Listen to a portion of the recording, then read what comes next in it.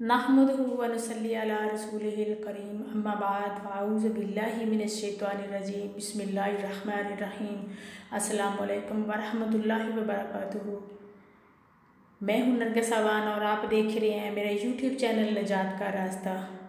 रब्बुल आलमीन से दुआ है कि हर एक मुसलमान को सिरात मुस्तकीम पे चलने की तौफीक अता फ़रमाए, हर एक मुसलमान के तमाम जायज़ हाजात को पूरा फ़रमाए और हर एक मुसलमान को नेकी की करने की ज़्यादा से ज़्यादा तौफीक अता फ़रमाए, शैतान की शर अंगेज़ियों से महफूज फ़रमाए और हर एक मुसलमान को हर एक दूसरे मुसलमान की अच्छे कामों में मदद करने की तौफीक अता फ़रमाए। आज हम बात करेंगे, एक मुझे कमेंट में कहा गया कि हुब के बारे में, मोहब्बत के बारे में। इसी टॉपिक पे आज मैंने वीडियो बनाई है। हालांकि मैं इस टॉपिक पे वीडियो नहीं बनाना चाहती थी, लेकिन मुझे बनाना पड़ रही है। आप सबसे ये मेरी रिक्वेस्ट है, सबसे पहले मैं उन हजरात से मेरी रिक्वेस्ट है जो हुब की तावीज़ करते हैं, उनसे मेरी रिक्वेस्ट है कि खुदारा ये ज़िंदगी आर्जी है, हमने अल्लाह के हजूर में एक दिन जाके हाज़िर हो जाना है। आप उन तमाम कामों से गुरेज करें जिससे अल्लाह की नाराज़गी का हमारे लिए सबब जो काम बनते हैं, उन तमाम कामों से आप गुरेज करें। और दूसरी चीज़, तवीज़ात और ऐसे तमाम अमलियात से गुरेज करें जो इसका शुबा जो है, जिसका शक थोड़ा सा भी जादू की तरफ या टूने की तरफ आ जाए, उन तमाम कामों से, उन तमाम अमलियात से गुरेज कीजिए। और मैं नई जनरेशन से तमाम उन हजरात, अपनी उन तमाम बहनों से और भाइयों से ये रिक्वेस्ट करती हूँ कि खुदारा आप अल्लाह पर ज़्यादा से ज़्यादा तवक्कल कीजिए, बजाय इसके कि आप एक तावीज़ को लेके वो गले में पहन लें, या एक तावीज़ को पकड़ा उसको जाके कहीं लटका दिया, एक तावीज़ को पकड़ा जाके किसी कब्र में बंद कर दिया, या कोई भी ऐसा अमल कर देते हैं। बजाय ये अमल करने से आप बेहतर है कि अगर आपकी जो बात है वो सच पर मबनी है, हकीकत पे मबनी है, और आपकी जो चाहत है वो सच्ची है और सीधी है और जायज़ तरीके से आप हासिल करना चाहते हैं, तो खुदारा सबसे पहले अपने रब की मदद हासिल करें, अपने रब से दुआ कीजिए। और जायज़ तरीके से अगर किसी लड़के को कोई लड़की पसंद है तो ना सिर्फ उसके लिए तावीज़ात करवाता रहे, बल्कि डायरेक्ट उसके घर में रिश्ता भेजकर अपनी बात को कन्फर्म करने की कोशिश करें। और वालिदैन से भी मेरी रिक्वेस्ट है कि जहाँ बच्चियों की रज़ामंदगी है, समझदार बच्चियाँ होती हैं, आप ये देखें कि वो ख़ानदान वाले जो हैं वो मुसलमान हैं, अच्छे इस्लामी लोग हैं और इज़्ज़तदार लोग हैं, तो रिश्ता करने में देर मत कीजिए। और जहाँ बच्चों की रज़ा है वहाँ रिश्ता करने में भी देर मत कीजिए। ये ज़ात पात के तफ़र्रक़ात में भी मत पड़िए, ये गरीब और ऊंच नीच की तफ़र्रक़ात में भी मत, खुदारा मत पड़िए। अब हम अपने टॉपिक असल की तरफ आते हैं। मुझे ये हर जायज़ मोहब्बत के लिए ये अमल मैं आपको बता रही हूँ। जायज़ मोहब्बत में आती है कि बीवी चाहती है अपने शोहर के लिए तो वो ये अमल कर सकती है, शोहर चाहता है अपनी बीवी के लिए तो अमल कर सकता है। ऐसे ही तमाम वो जायज़ रिश्ते जिनके दिल में आप अपनी मोहब्बत पैदा करना चाहते हैं।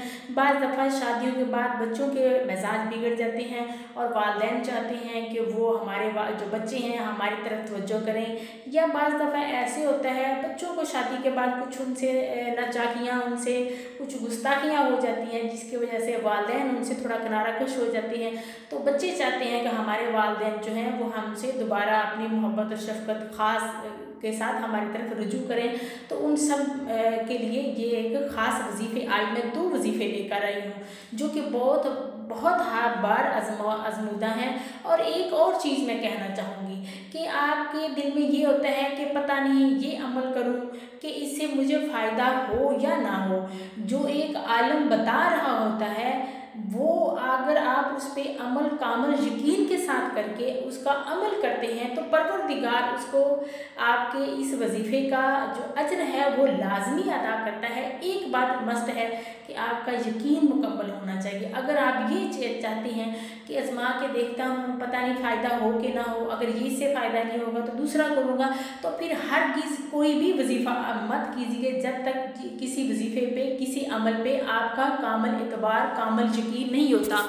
और उलमा हजरात से वो तमाम जो आमल हजरात हैं जो अमल करते हैं और तवीज़ात करके देते हैं, उनसे भी मैं रिक्वेस्ट करती हूँ खुदारा इन चीज़ों से अपने आप को बचाइए, ज़िंदगी आर्जी है, गुरेज कीजिए और लोगों को ज़्यादा ऐसे अमल बताइए जिससे वो खुद दीन की तरफ मुतवज्जो हों और अमल करें ऐसे कि वो खुद कोई चीज़ अगर पढ़ रहे हैं तो उसमें आप 5 गाना नमाज की पाबंदी की तलकीन करने के बाद आप वजीफ़ा बता दें।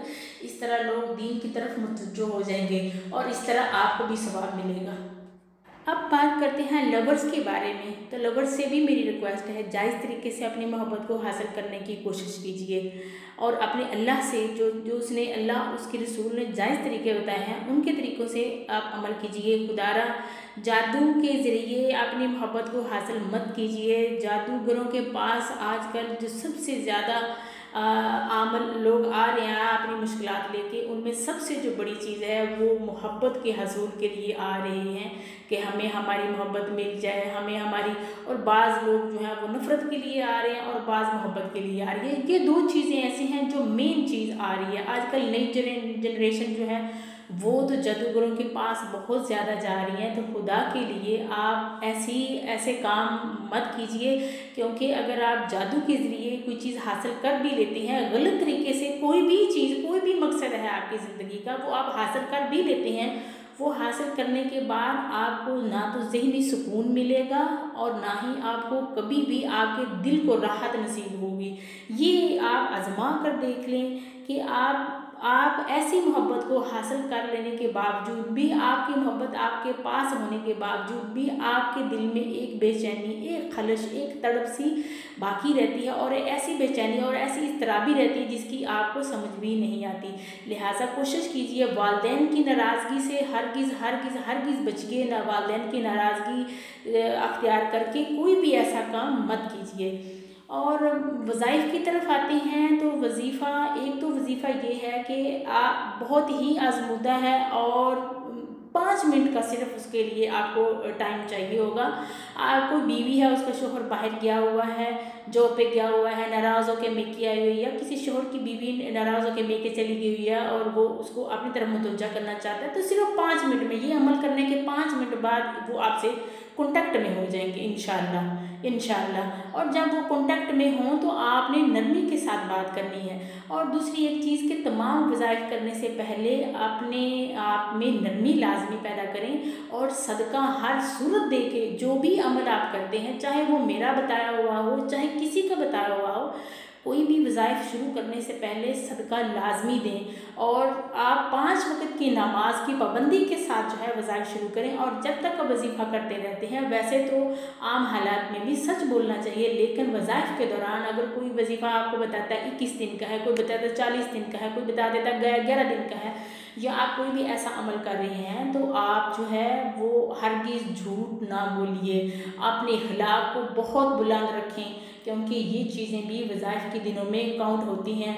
और अगर आप चाहते हैं कि आप जो अमल कर रहे हैं, जो वजीफ़ा कर रहे हैं वो पावरफुल हो, क्योंकि आप कुरान और हदीस के मुताबिक वज़ाइफ कर रहे हैं, इसके बावजूद भी आपको कामयाबी हासिल नहीं होती, आपका मकसद भी जायज़ है, मुनासिब है, लेकिन इसके बावजूद भी आपको अगर उसमें कामयाबी नहीं होती, तो आप अपने बारे में गौर कीजिए कि कौन सी ऐसी कमी है कि जो इस चीज़ की कामयाबी में रुकावट बनी हुई है।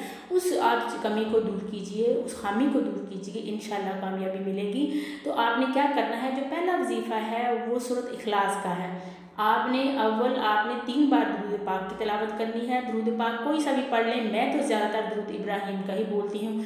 दुरूद इब्राहिम 3 बार पढ़ने के बाद आपने लंबी सांस लेनी है और लंबी सांस लेके सांस को रोक लेना है। सांस को रोक लेने के बाद आपने 11 बार सूरत इखलास जो है उसकी तिलावत करनी है। सूरत इखलास की तिलावत करके आंखें बंद कर लेनी है और तसव्वुर, जिस इंसान के बारे में आप मोहब्बत के लिए जज्बात रखते हैं या जिसको अपनी तरफ मुतवज्जा करना चाहते हैं, उसकी आपने अपनी माइंड में तस्वीर रखनी है। और जब 11 बार पूरा सूरत इखलास की तिलावत आप कर लें तो आपने फ़ौरन आंखें खोलनी है और जो रुका हुआ सांस होगा वो उस पर आप यूँ समझे कि ये मेरे सामने है और मैंने उसके चेहरे पे या दिल पे फूंक मार दी है।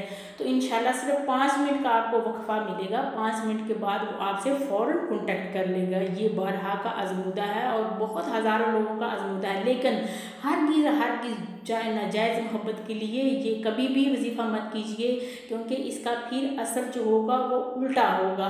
क्योंकि अगर नाजायज़ मोहब्बत के ये कुरान और सुन्नत के मुताबिक के वज़ाइफ हैं, कुरान के वज़ाइफ हैं, अगर आप नाजायज़ मोहब्बत के लिए करेंगे तो इसका असर उल्टा होगा।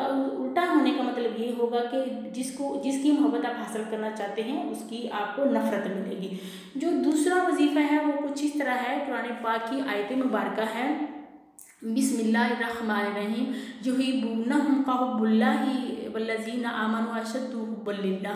ये आयत मुबारका आपने इशा की नमाज के बाद 21 दिन तक 111 मरतबा आपने तलावत करनी है। अव्वल और आखिर आपने 11-11 बार दुरूद पाक तलावत करनी है। बड़े से बड़ा मुश्किल हाल हो गई होगी, अब तलाक की नौबत करीब होगी, आप मुश्किल से मुश्किल काम हो चुका होगा, जो नामुमकिन बिल्कुल नज़र आता होगा। इंशाअल्लाह इस वजीफ़े से इंशाअल्लाह पूरे सिर के दिल के साथ कीजिए। जुमेरात के दिन से कोशिश करें कि शुरू कीजिए। 21 दिन का वजीफ़ा है। मुश्किल से मुश्किल सूरत के बाद भी आपका मकसद है उसमें अल्लाह पाक आपको कामयाबी अता फरमाएगा। बारगाह आज़मूदा ये अमल है, इंशाअल्लाह आपको कामयाबी मिली होगी। लेकिन फिर मैं ये कहना चाहती हूँ कि कोशिश कीजिए, तावीज़ात से अपने आप को ग्रेज़ कीजिए। तमाम मैं आमल हजरात को भी कहती हूँ कि वो अमल जो है वो कुरान और सुन्नत के मुताबिक जो है वो दीजिए। ज़्यादातर अमल जो है वो कुरान पाक से दीजिए, कुरान पाक की आयत से दीजिए। कुरान पाक में हमारी ज़िंदगी के तमाम तर जो जायज़ हमारे मकसद हैं उनकी कामयाबी पोशीदा है, उनके लिए हमारे लिए तमाम मुश्किलात का हल मौजूद है। आप उन अमलियात को दीजिए, ना कि आप तावीज़ करके उस बात को आप चंद लफ्ज़ों में बांध के उसको दे दीजिए। और तमाम इस्लामी बहनों और भाइयों से भी मेरी रिक्वेस्ट है, बजाय इसके कि आप एक चीज़ को चंद हरूफ में लिख के अपने गले में बांध लें या उसका कोई और अमल कर लें, बेहतर ये है कि आप भी वो अमल लें जिसमें आप अपने पूरी नीयत के साथ, पूरे दिल के साथ, पूरे ईमान और यकीन के साथ आप उसको तलावत करें, उसका विर्द करें। तो जब आप खुद अमल करेंगे तो इंशाअल्लाह आपके जज्बे को देखते हुए अल्लाह पाक आपको कामयाबी भी देगा। और जो हजरात ये अमल करें वो 5 वक़्त की नमाज की लाजमी पाबंदी करें। और अगर उनके वालिदैन उनसे नाराज़ हैं तो पहले उनके साथ सुलह करें, उनसे माफ़ी मांगें और फिर ये वज़ाइफ करें। कोई भी वजीफ़ा है तो वालिदैन और उसातिज़ा जो हैं उनकी नाराज़गी से बहुत गुरेज करें। और वालिदैन की लिस्ट में सिर्फ वालिद और वालदा नहीं आती, सास और ससुर भी आता है। चाहे वो लड़का है चाहे लड़की है तो उनकी नाराज़गी, उनके ससुर और जो सास हैं वो भी वालिदैन की लिस्ट में ही आते हैं। नानी और नाना, दादी और दादा भी वालिदैन की लिस्ट में ही आते हैं। ऐसे वो तमाम रिश्ते जिनके साथ हमारा बहुत क्लोज़ का रिश्ता होता है उनका एहतराम लाजमी है। वैसे तो हर इंसान का एहतराम लाजमी है, लेकिन जो वालिदैन की लिस्ट में आ जाते हैं उनका एहतराम लाजमी करें। असातिज़ा भी वालिदैन की लिस्ट में आते हैं। अगर उनके साथ आपकी नाराज़गी है तो पहले उनको राज़ी करें, उसके बाद ये वज़ाइफ करें। इंशाअल्लाह परवरदिगार आपको कामयाबी देगा। आप दीन के साथ अटैच रहें, दीन के साथ अपने बच्चों को भी अटैच रखें, बच्चों को बचपन से ही दुनियावी तालीम के साथ दीन की तरफ भी माइल रखें। इंशाअल्लाह ज़िंदगी कामयाबी से गुजरेगी, आपकी भी और आपके बच्चों की भी। इसी के साथ ही इजाज़त दीजिए, इंशाअल्लाह फिर हाज़िर होंगी नई इस्लामी वीडियो के साथ। तब तक इजाज़त दीजिए, अल्लाह हाफ़िज़।